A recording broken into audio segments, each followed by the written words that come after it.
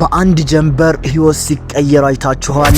ሜካፕ የሌለበት ሰው ሰራሽ ጌጣጌጥ ያልተደረገበትና ምንም አይነት ፊልተር ያልተጠቀመ ውበት ዓለምን ሊያነጋግር ይችላል ብላችሁ ታስባላችሁ? ከአንድ ገጠር ተነስታ ዛሬ ትላልቅ የዓለም አቀፍ ሞዴሊንግ ድርጅቶችን ስልክ እያጨናነቀች ስላለችው የከምባታዋ ኮከብ ኤልዛቤት አስገራሚና ለማመን የሚከብዱ ድሎች። ሁሉም ነገር የጀመረው በምስራቃዊ ኢትዮጵያ ውብ መልክዓ ምድር ባላት ከምባታ ዞን ውስጥ ነው። የጉዞ አድዋ የሃይኪንግ ቡድን አባላት አካባቢውን ለመጎብኘት ባቀኑበት ወቅት ነበር ምስክር ከበደ የተባለ ፎቶግራፈር በአጋጣሚ የዚችን ታዳጊ ውበት በካሜራው ያስቀረው። ኤልዛቤት በዚያ ቅጽበት የነበረችው የገጠር ህይወት ውስጥ በየዋህነትና በተፈጥሯዊ ደስታ የተሞላ ነበር። ፎቶግራፎቹ በማህበራዊ ሚዲያ ላይ እንደተለቀቁ ነበር ልክ እንደ ሰደድ እሳት የተሰራጩት። ምክንያቱ ምን ይመስላችኋል? ኤልዛቤት ፎቶዎቹ ላይ የምትታየው ያለምንም ሜካፕ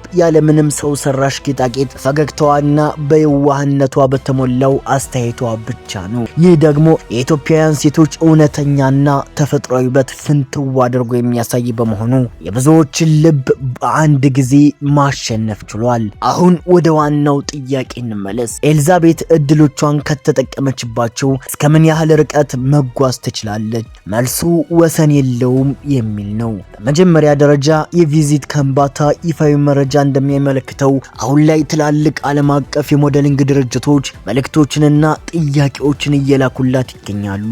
ይህ ማለት ኤልዛቤት የኢትዮጵያ ብቻ ሳይሆን የዓለም አቀፍ የፋሽን መድረኮች አዲስ ተፈላጊ ፊት ልትሆን ትችላለች ማለት ነው። እድሉን በሚገባ ከተጠቀመችበት ዓለም አቀፍ ሱፐር ሞዴል መሆን ትችላለች። በፓሪስ በሚላንና በኒውዮርክ የፋሽን ሳምንታት ላይ የኢትዮጵያን ተፈጥሯዊ ውበት ወክላ የመቅረብ እድል አላት። ታዋቂነቷ ዝም ብሎ ለዝና ብቻ ሳይሆን ሀገሯን በዓለም መድረክ እንድታስጠራ ትልቅ በር ይከፍትላታል። ይህ አጋጣሚ ለታዳጊዋ ዝም ብሎ ታዋቂነትን ብቻ ሳይሆን የተሻለ ህይወት እንድትመራና ህይወቷን ሙሉ በሙሉ እንዲቀይር የሚያስችል አቅም አለው። በአጭሩ ኤልዛቤት የነገዋ ትልቅ ኮከብ የመሆን አቅም ያላትና በአሁኑ ወቅት በዓለም አቀፍ ተቋማት ትኩረት ውስጥ ያለች ታዳጊ ናት። ነገር ግን ይህ ሁሉ ድል አልጋ ባልጋ የተነጠፈ ላይሆን ይችላል። በፋሽንና በሞዴሊንግ ኢንዱስትሪ ውስጥ ያሉ አካላት ላይ ጠንከር ያለ ማስጠንቀቂያ እየተሰነዘረ ይገኛል። የሞዴሊንግ ኢንዱስትሪው እዚች ልጅ ላይ እንዳተኙባት የሚሉ ድምጾች እየተበራከቱ ነው። ምክንያቱም አንዳንድ ጊዜ እንዲህ አይነት የተፈጥሮ ተሰጥኦ ያላቸው ልጆች በኢንዱስትሪው ቁማር ተበልተው ወይም ተገቢውን ጥቅም ሳያገኙ ሊቀሩ ይችላሉ። ለዚህም ነው የክልሉና የአካባቢው ማህበረሰብ ይህ የመጣላትን እድል በተገቢው መንገድ ጥቅም ላይ እንዲውልና ህይወቷን እንዲቀይረው አስፈላጊውን ድጋፍ ለማድረግ እየተንቀሳቀሱ ያሉት።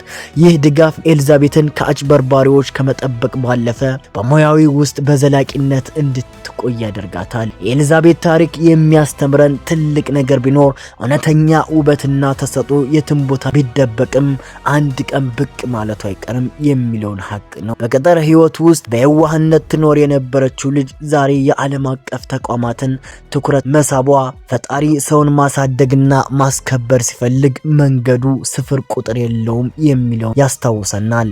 ይቺ በተፈጥሮ ውበት የተባረከች ታዳጊ የጀመረችውን አዲስ የህይወት ምዕራፍ በተሳካ ሁኔታ እንድትወጣ ሁላችንም መልካም ምኞታችንን ልንገልጽላት ይገባል። እናንተስ የኤልዛቤትን ወደፊት እንዴት ታዩታላችሁ? በዓለም አቀፍ የሞዴሊንግ መድረክ ላይ ስትመጣ ማየት ትፈልጋላችሁ? ያላችሁን አስተያየትና ማበረቻቻ ኮሜንት ላይ አስፍሩልን። ለዛሬ ይዘንላችሁ የመጣነው ዝግጅት እዚህ ጋር ያበቃን። ቸር ቆዩልን።